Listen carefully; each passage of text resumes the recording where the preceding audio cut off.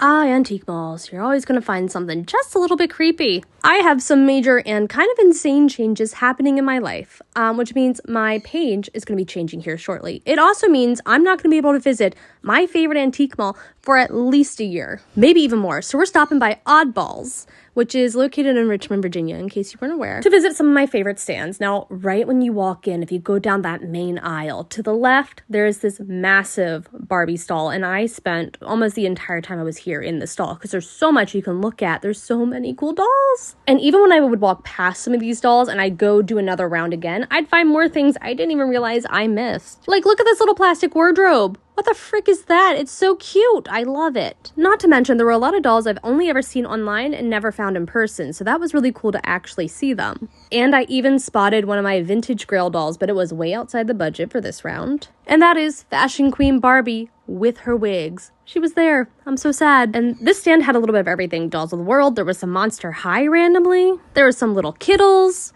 And I even spotted Ballerina Barbie, which is kind of iconic because that's the Barbie that Debbie always wanted from the Addams Family. And of course, Tommy, rocking the bowl cut. At another stand, I even came across these interesting little flat dolls, which I feel like I've heard about somewhere, but I cannot pinpoint where I've heard about them from. There's G.I. Joe giving a shark a hug as they deserve. Oh, and looky there.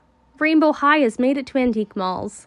Wow. Occasionally, I would also come across random stands that weren't dedicated to dolls, but would just have them randomly there, like this little horror one, a random vintage Barbie at a stall. This cool doll I've never heard of before, and then look at this. Oh, it's so cool!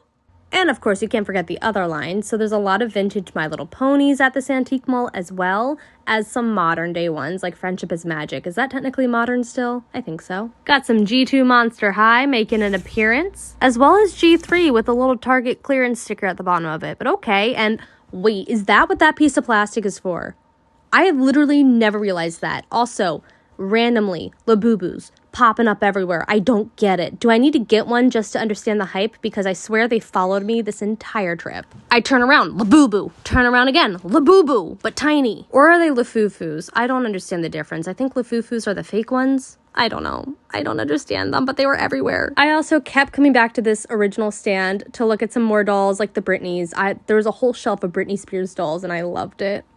And a Barbie with some Japanese on it. There was a Rockette Barbie. There was even the Singapore Barbie that I had never seen before either. At the end of the day, though, my budget is very, very limited, so I could only pick a few things. And it was so freaking hard to narrow down the dolls because there were so many cute ones. I got